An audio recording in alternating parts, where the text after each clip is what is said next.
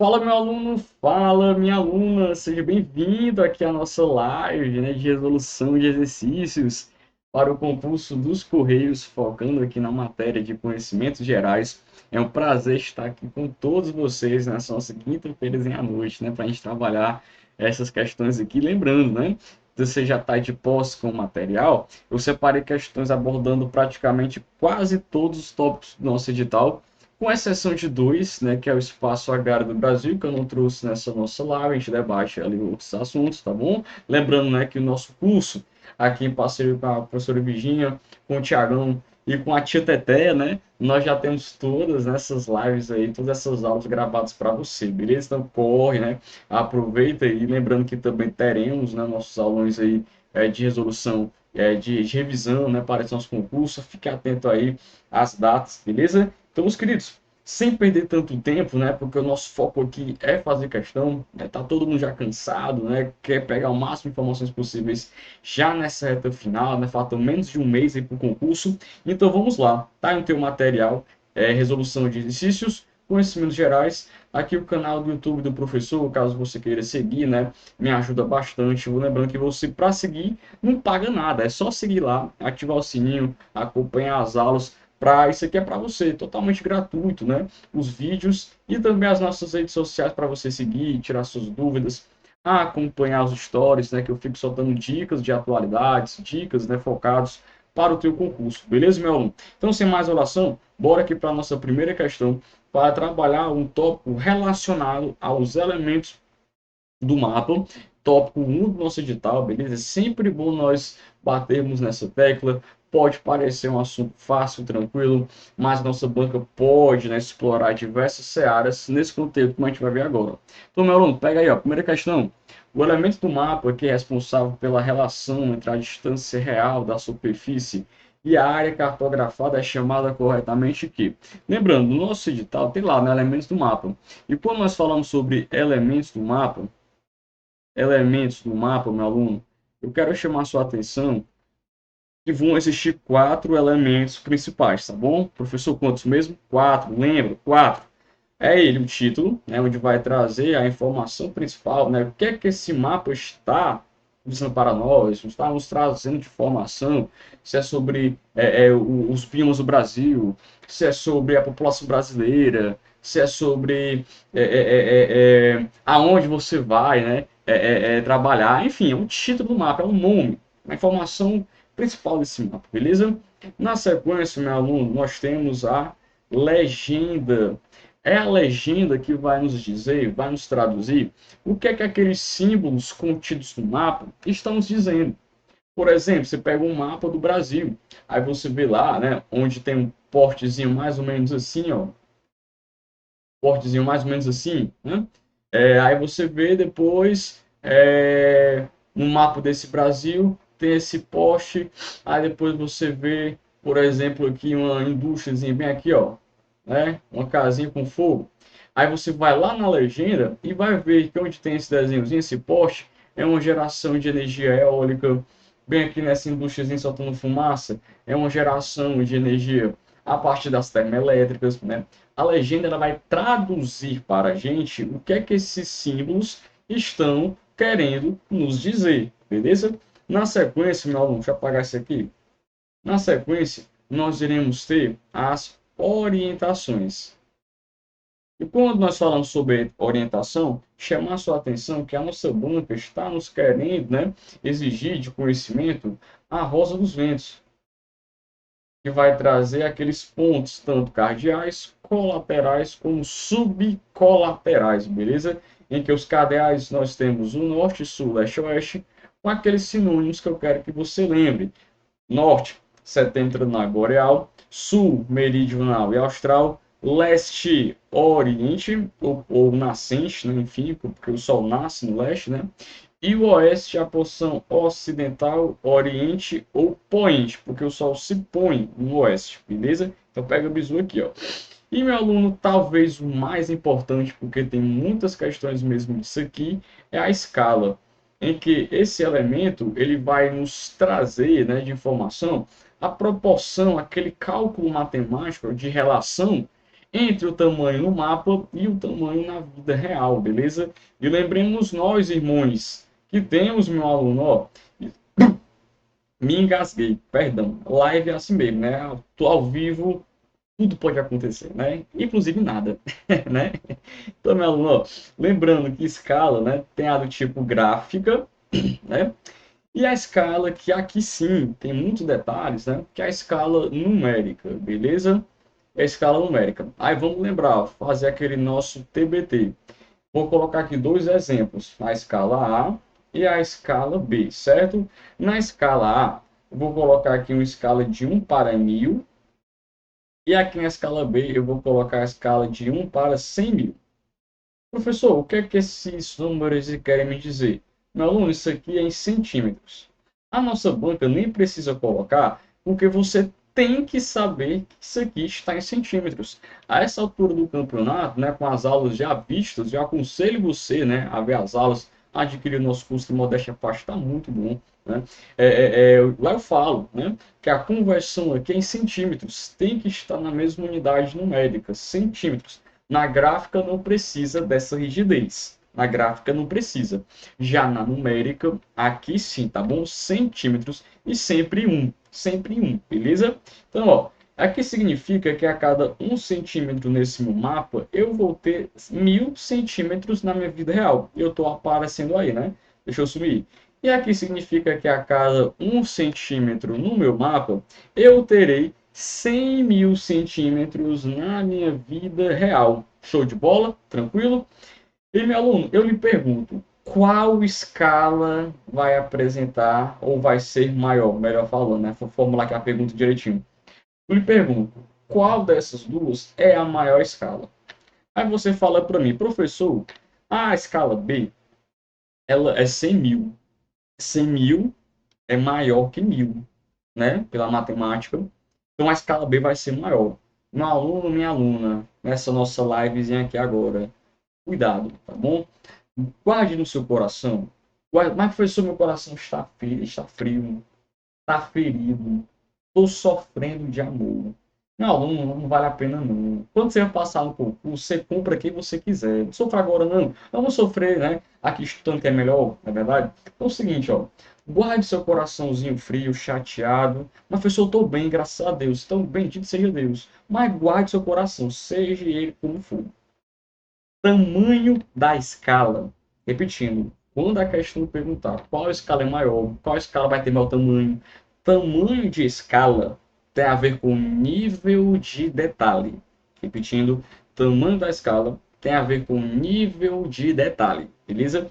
Então, quanto, agora atenção, a relação aqui é inversamente proporcional, né? Quanto menor for o número, mais detalhes eu consigo ver. Ou seja, mais detalhes, já que mais detalhes eu consigo ver, essa escala vai ser a maior. Então, ó, dessas duas, meu aluno, a escala A é a maior escala, porque é uma área que eu reduzi apenas 1000 centímetros. É uma área pequena, se comparar a 100.000 centímetros, né? Aqui talvez seja um bairro, seja, né, enfim, né, um aglomerado urbanozinho assim de um bairro. Eu consigo ver os detalhes bem no mapa, né? As ruas, enfim, os portezinhos, enfim.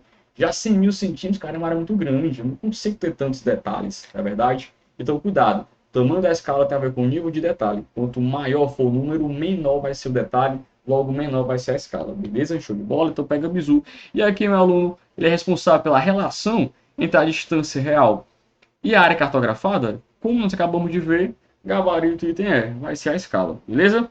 Bora avançando aí. Comenta aí, como é que tá a live? Bora para a segunda questão, meu aluno, para trabalharmos agora o aspecto físico.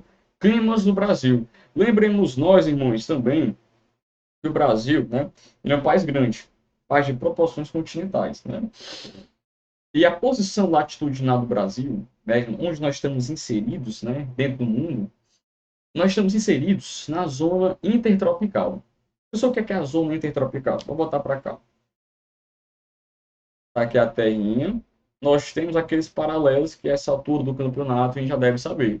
Linha do Equador, aqui tem o Trópico de Câncer e Capricórnio e os círculos polares Ártico e Antártico. Linha do Equador bem aqui e aqui tá os trópicos, ó. Meu aluno, o Brasil está mais ou menos bem aqui. Se tu perceber, majoritariamente o Brasil está inserido nessa faixa tropical. Então, o clima do Brasil vai ser um clima tipicamente tropical. E esse clima típico, né, esse clima tropical, vai ter por características. Esse clima tropical vai ter por características a seguinte coisa: tropical. Anote as informações desse clima tropical, que é o clima que predomina no Brasil. Ele vai ser quente, porque aqui nessa faixa recebe diretamente os raios do sol, né? E ele vai ter duas estações bem definidas. Duas estações bem definidas. O verão, ele vai ser chuvoso. E o inverno, ele vai ser seco, tá bom? Opa, tá aparecendo aí, né? O verão, ele vai ser chuvoso. E o inverno vai ser seco, beleza? Então anote essas informações aí, meu aluno, beleza? Tranquilo? Show de bola? Só ver aqui como é que tá a live no chat. Deixa eu ver aqui como é que tá aqui, meu aluno, beleza? Alguma dúvida aí? Show de bola? Então, anote as informações, beleza? Então é o seguinte, né? Voltando para cá. O clima do Brasil, meu aluno, ele vai ser, né? Ele vai possuir 6 tipos climáticos, tá bom? 6 tipos climáticos de uma forma geral. Majoritariamente pela nossa zona, né? Latitudinal, estamos inseridos entre os trópicos, tá bom? Nosso clima vai ser tropical, certo? Beleza? Deixa eu ver aqui como é que tá rapidão, viu? Só vendo aqui como é que tá a live, como o chat. Tá tranquilo, né? Então, perfeito. Vou deixar aqui, vamos focar agora. Vamos focar agora. Pronto. Ó, é o seguinte, meu aluno. Leva para a prova que o clima do Brasil é um clima tropical, que apresenta essas duas características. Vai ser quente, com essas duas estações bem definidas, o verão chuvoso e o inverno seco. Mas caso a banca queira especificar, né, quais são os tipos climáticos que tem no Brasil, aí nós temos que saber que são 6. Quatro tropicais, né? Então a gente percebe, né, de 6, 4 são tropicais, ratificando, ratificando, né? A tia até me ajuda aqui, né? Confirmando, ratificando que o clima típico que predomina é o clima tropical, não é verdade? Tropical típico atuando na região centro-oeste, tropical semiárido aqui na nossa região do sertão nordestino, tropical de altitude lá na região sudeste do Brasil, tropical litorâneo, né, ou atlântico e úmido. Os três estamos para trabalhar a mesma coisa. Então, os 4 climas tropicais. Aí depois vem o clima equatorial na região norte e o clima subtropical na região sul. Cada um com as suas características, né? Mas, professor, meu Deus, tu acabou de falar que clima tropical tem essas características aqui, né? Aí tu falou que são 4 climas tropical. Aí cada clima vai ter uma diferença ou vai ter uma particularidade. Meu aluno, é o seguinte, se é tropical vai ter essas características aqui. Nem esquente a cabeça. Aqui, né, vai variar um pouco da temperatura, o tanto que chove, enfim, beleza? Mas respondendo a nossa questão, o clima que predomina no Brasil, meu aluno, é o clima mais tropical e equatorial, pela extensão da região norte que nós temos, beleza? Clima tropical e clima equatorial. Leve aí de informação. Bora para a nossa terceira questão agora, falando sobre os biomas do Brasil. Lembremos nós também, nessa nossa live, que biomas, né, é uma forma de regionalizar o nosso território a partir do critério de fauna e flora. Então, o bioma é o conjunto, né, da fauna, que são os animais, e da flora que predomina naquele local. Lembremos nós também duas coisas importantes, né, a definição que a gente acabou de ver do bioma, e a segunda coisa agora, meu aluno, é que a vegetação, o bioma, ele vai ser influenciado diretamente pelo clima, pelo tanto que chove, pela temperatura, pelo aporte hídrico, né? Então, climas que chovem bem, como o equatorial, enfim, as plantas vão crescer, as plantas vão ser úmidas. Climas que não chovem tanto, né, como o nosso clima semiárido, que é o menor clima assim, a nível de aporte hídrico, né, a nível de umidade, pluviosidade, nós temos aqui no nosso Nordeste, a vegetação vai se adaptar a essa secura, né? Então, clima e vegetação não dá para dissociar, tranquilo? Não dá para dissociar. Então, vamos voltar para a questão. Então, o Brasil, deixa eu sumir aqui, né, para você ler a questão completa. O Brasil ele é formado por 6 biomas, tranquilo? O Brasil ele é formado por 6 biomas: Amazônia, Caatinga, Cerrado, Mata Atlântica, Pampa e Pantanal. Cada um desses ambientes abriga diferentes tipos de vegetação e de fauna, que são os animais, certo? Agora, ó, em relação à Caatinga, então, como eu falei, a Caatinga ela é um bioma que está aqui na região nordeste do Brasil. Logo, a região nordeste predomina o clima semiárido, que é um clima seco, é um clima quente, baixos índices pluviométricos, chuvas mais distribuídas. Então, a vegetação da caatinga ela é adaptada a essa condição climática, beleza? Vegetação adaptada à secura, à escassez hídrica. O nome dessas características nós chamamos de xerofismo. Logo, são plantas xerófitas. Plantas xerófitas. Aqui é um X, viu? Deixa eu ajeitar aqui esse X. Xerófita, beleza? Então, meu aluno, a vegetação da caatinga, lembrando, o bioma da caatinga é o bioma exclusivo do Brasil. Só tem caatinga aqui, né? Bioma exclusivo do Brasil. Caatinga desse tupi-guarani, que é a nossa língua materna, deriva, significa, melhor falando, né? Travou agora, significa mata branca, né? Por conta da ausência do verde, porque boa parte do ano nós temos um clima seco, né? Não chove, aí as folhas caem para não sobrecarregar a planta. Aí fica boa parte do ano esse aspecto do cinza, né? Então, a vegetação na caatinga é essa vegetação adaptada à escassez com boa parte, né, das nossas plantas em formato de cactáceas, plantas espinhosas, mandacaru, xique-xique, tá aqui aquele meme, né, o xique-xique Bahia, né? Xique-xique Bahia, meu aluno. Xique-xique é tanto uma cactácea, né, como um municípiozinho, né, lá na Bahia, né? Beleza? Então, pega o bisu agora. Então, vamos responder a nossa questão. Sobre a caatinga, correto afirmar que item A é a maior floresta tropical do planeta? Não, não, não. Aqui nós temos a floresta amazônica. B é reconhecido como a savana mais rica do mundo? Não. Falou em savana aqui no Brasil, você vai lembrar do Cerrado. C. Sua vegetação típica é seca e espinhosa, por causa da falta de chuva durante boa parte do ano. Aqui sim, né? Cactáceas, xerófita, escassez hídrica. D. É uma área de transição. A região é formada por uma variedade de ecossistemas que são periodicamente inundados. Não. Falou, ó, vegetação de transição. E planície inundada, você vai lembrar do Pantanal. Você vai lembrar do Pantanal, certo? E é considerado uma das áreas mais ricas em espécies de fauna e de flora mundial. Porém, só restam cerca de 7% da cobertura florestal. Aqui, ó, falou em espécie rica, muito desmatada, na vegetação litorânea, hotspot, enfim. Isso aqui é Mata Atlântica, beleza? É Mata Atlântica, gabarito item C. Vamos agora, meu aluno, falar sobre o relevo brasileiro. Mais uma questãozinha, né, do aspecto físico no Brasil. Vale lembrar, aqui não dá para eu trabalhar, infelizmente, né, uma aula, nessa nossa live, melhor falando, a aula de relevo no Brasil. É muita coisa, né? Lembrando, lá nas nossas aulas está tudo gravado bem direitinho para vocês, certo? Lá ele trouxe, meu aluno, nosso edital, relevo brasileiro, só assim, né? Mas antes de nós sabermos a classificação do relevo no Brasil, as características, né?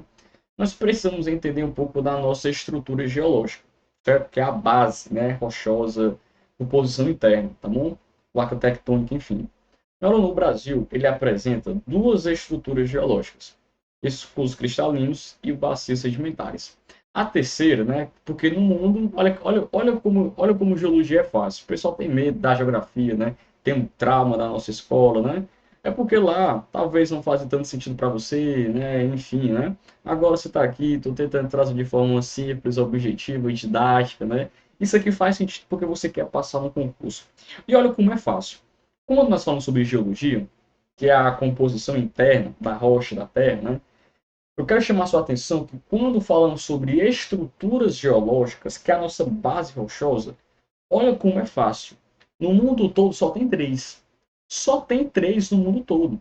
E desses três, no Brasil só tem duas. Facilitou. Que são os escudos cristalinos e as bacias sedimentares.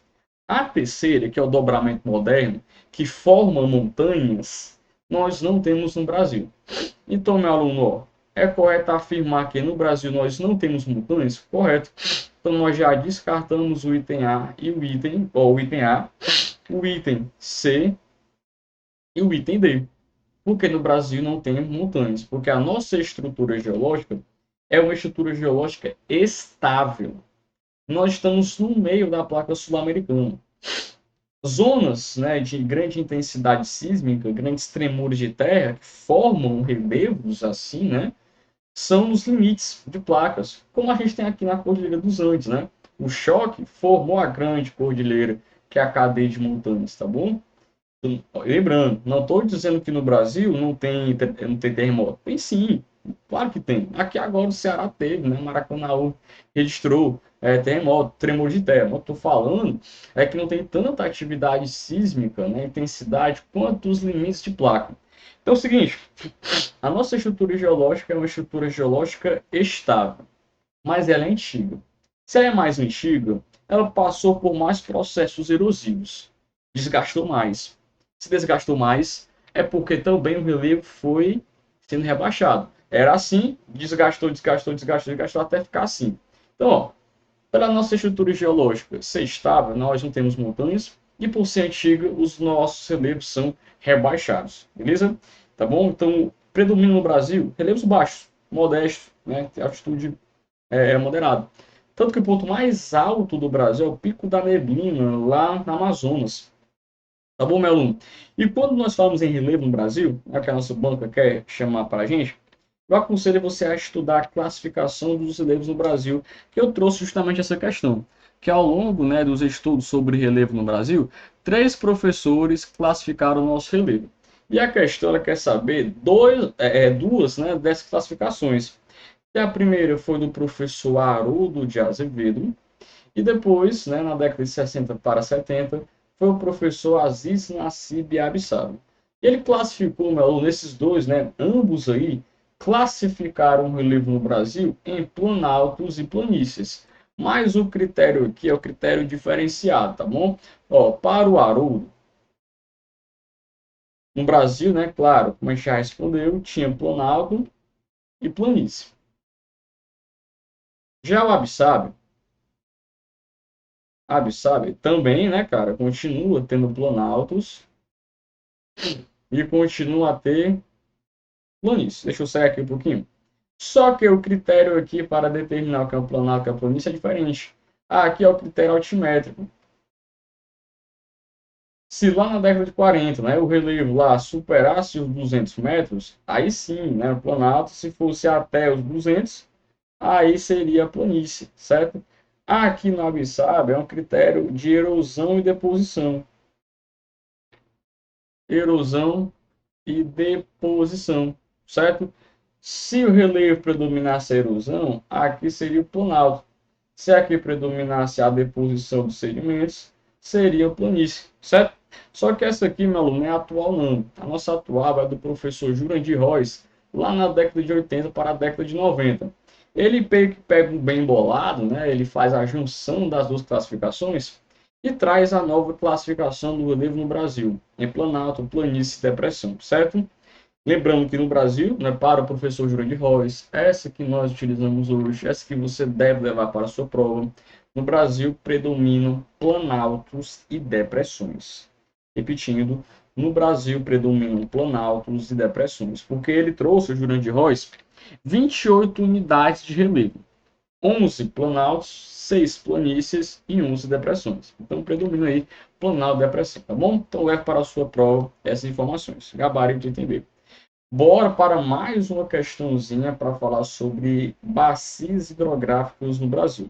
Então, quando nós falamos sobre hidrografia no Brasil, vamos lembrar, né, das características gerais da nossa hidrografia.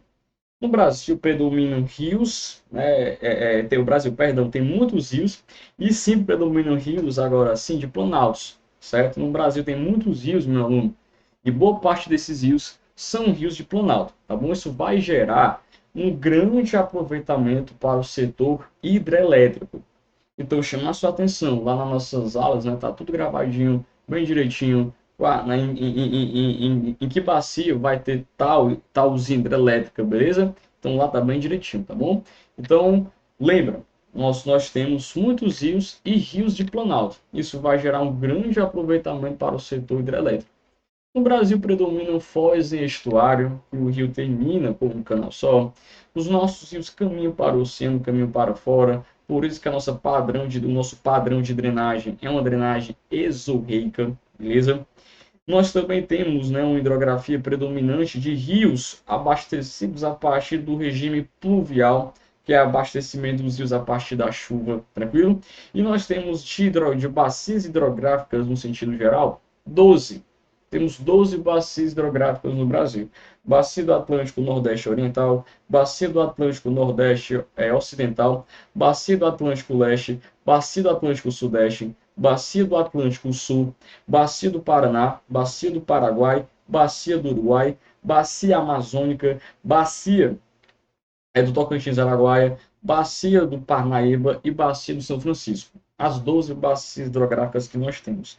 Ai, pelo amor de Deus, preciso decorar isso tudo. Não, pelo menos as 4 últimas que eu falei, que é a Amazônica, São Francisco, Tocantins, Araguaia e Paraná, tá bom? Porque essas aí têm boas usinas, né, hidrelétricas e também aproveitamento para outros tipos de atividade, como exploração de minérios, né? Lá na Bacia do Tocantins, Araguaia, tem o Complexo do Carajás, maior ilha fluvial do mundo, que é a Ilha do Bananal, né? São Francisco, porque abastece aqui o nosso Nordeste, transposição de São Francisco, né? Enfim, tá bom? Leve isso aí. E quando falamos sobre bacias hidrográficas, né, a maior que se encontra parcialmente no território brasileiro é a Bacia Amazônica. Ela é a maior bacia do mundo, a maior bacia do Brasil, mas ela não é exclusiva do Brasil. Ela pertence a outros países da América do Sul também. Tem a sua nascente lá nos Andes, né?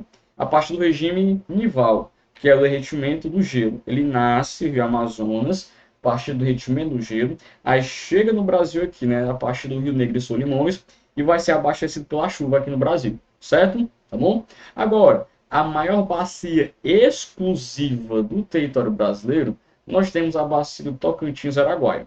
Leva para o seu coração essa informação. Então, gabarito e tem a aluno. Bora para a nossa sexta questão. A gente vai sair um pouco aqui da temática relacionada a aspectos físicos, né?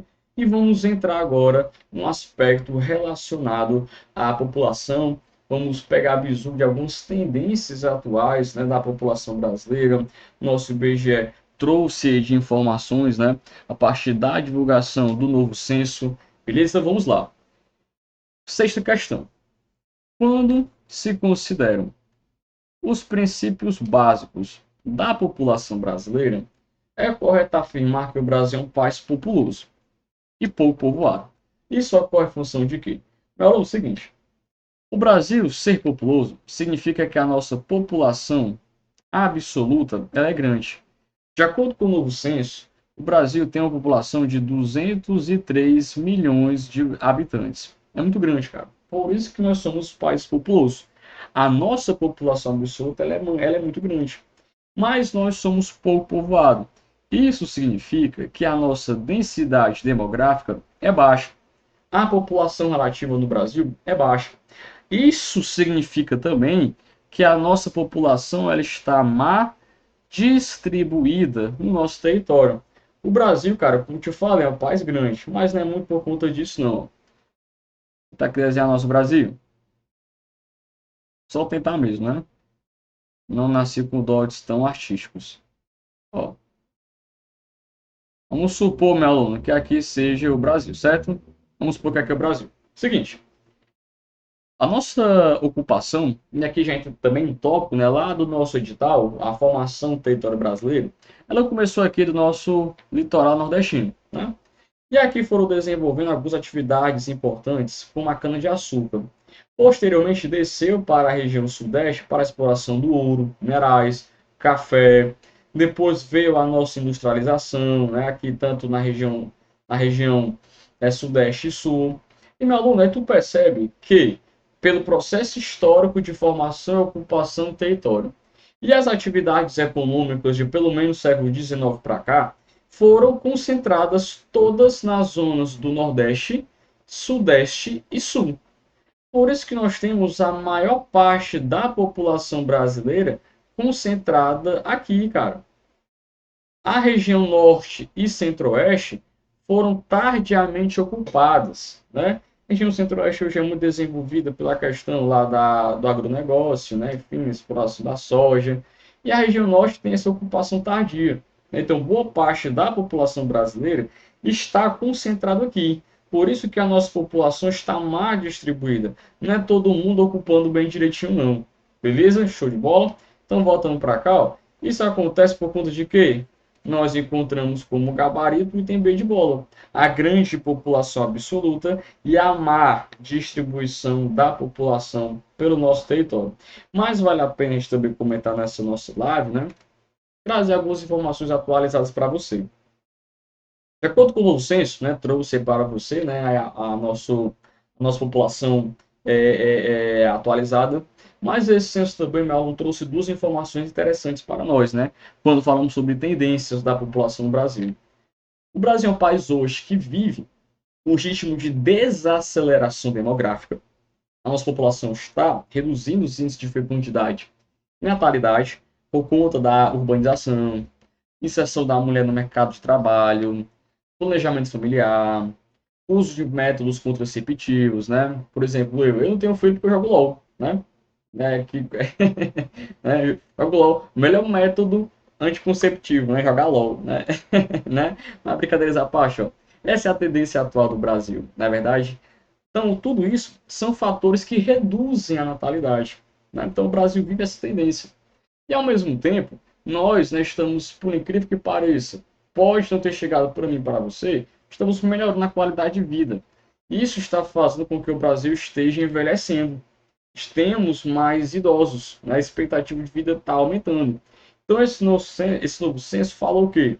Temos uma população que apresenta ritmos de desaceleração, mas nós temos um topo na pirâmide, que são os idosos, crescendo. O Brasil é um país que está assim, caminhando para o envelhecimento populacional. Vão ter mais idosos do que jovens e adultos e crianças. Porque não está nascendo ninguém na base, não vai renovar a população. Quem nasceu, nasceu, vai ficar vivo e vai ficar velho. Isso vai gerar problema, né? Como a gente está acabando de ver na Europa, problemas na Previdência, no mercado de trabalho. Né? Então, são tendências essas que nós temos que começar a nos preocupar. Né? Mas, pelo amor de Deus, não estou falando que o problema são os velhos, não. Pelo amor de Jeová, né? Pelo amor de Deus, eu estou falando, meu aluno, aqui, né? É isso, né? A falta da mão de obra vai gerar uma crise no setor previdenciário. E é direito dos idosos receber a aposentadoria. Poxa, imagine você aqui, cara, passar a nossa vida toda trabalhando, aí quando chegar a nossa vez, né? Não vai ter dinheiro para pagar a nossa aposentadoria, que é o direito nosso. A gente deve sim, né? É um direito garantido pela Constituição. Estou falando que a problemática é a falta da mão de obra. Né? Então a gente deve, né, trazer aí algumas estratégias para tentar solucionar essa possível problemática. Beleza? Show de bola? Questãozinho legal. E aqui em cima eu trouxe algumas informações a mais para você, tá bom? Sobre aí a nossa população, distribuição, quantidade, tendências atuais. Show de bola? Vamos para nossas Opa, pulou de 6 para 8, né? Tá, a nossa última questão, perdão aí, esqueci a questão 7, mas relaxa, pira não. Ó, a gente vai finalizar, meu, essa nossa live, né? Para também não ficar tão cansativo para você, falar sobre a urbanização, tá bom? Urbanização no Brasil, tá lá, né? Nosso edital, aspectos urbanos do nosso Brasil, né? Tem espaço urbano, melhor falando, no nosso Brasil. Seguinte, vamos entender primeiramente, né? Para você que ainda não entendeu, o processo de urbanização. Bom, a urbanização, quando a gente aprende lá na escola, lá, né, foi falar para a gente que a urbanização é as cidades, é os prédios, o asfalto, os carros, enfim. Isso não é, tá bom? Não é. Isso aí são elementos urbanos, tá bom? Urbanização, nós temos quando a população da cidade ela vai superar, em termos de quantidade, a população do campo, meu aluno. Beleza? Um país se torna urbano quando a população ela passa a residir mais nas cidades. Beleza? E claro que nós tivemos fatores, né, que impulsionaram a urbanização no Brasil. Certo? Então, ó, imagine você que eu tenho aqui a zona rural, vou aqui tentar desenhar, e aqui eu vou ter a cidade. Certo? Ó, bem aqui e bem aqui. Aqui eu tenho, vamos lá, do 1, 2, 3, 4, 5, 6, 7. Aqui eu tenho 7 bolinhas. Bem aqui eu tenho duas bolinhas só. Certo? Rural e cidade. Perguntar a você, nessa realidade, nesse comportamento aqui, o Brasil, vamos supor que isso aqui é o Brasil, ele é urbano? Professor, não, porque tem mais gente na zona rural. Perfeito. Mas a cidade existe? Existe, cara. A cidade sempre existiu. Tu deve lembrar, por exemplo, lá na filosofia, aquela polis grega, né? Os fisólogos, né? Os fisólogos, né? Na cidade, né? Aristóteles, enfim. A cidade sempre existiu. O que nós tínhamos era a população no campo. Produção, agrária, enfim, agricultura, né? Não tinha algo atrativo na cidade. O Brasil aqui não era urbano, não. Isso aqui mudou, cara, ó. Mas bora, antes de eu falar, né, do porquê que mudou, bora só finalizar o exemplo. Aí tá aqui, passou um tempinho, agora eu tenho 3, né? Aqui tinha 1, 2, 3, 4, 5, 1, 2, 3, 4, 5, 6, 7. 7 menos 3 é 4, né? Então aqui tinha 2, aí 1, 2, 3, 4. Tá aí, ó.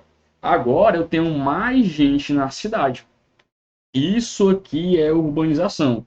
Porque a população da cidade superou a população do campo. Tá bom, meu aluno? Então, isso é urbanização. E claro, tivemos fatores para é, explicar, né, a urbanização aqui no Brasil. Então, vamos lá trabalhar sobre a urbanização no Brasil. Ó, seguinte, quando falamos sobre urbanização brasileira,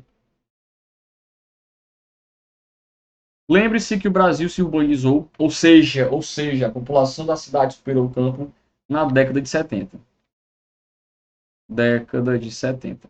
Tá bom? De acordo com o IBGE, 70, a população da cidade era 55%, né, contida nela. A população do Brasil ficava melhor falando, né, porque tentar formular a frase, né?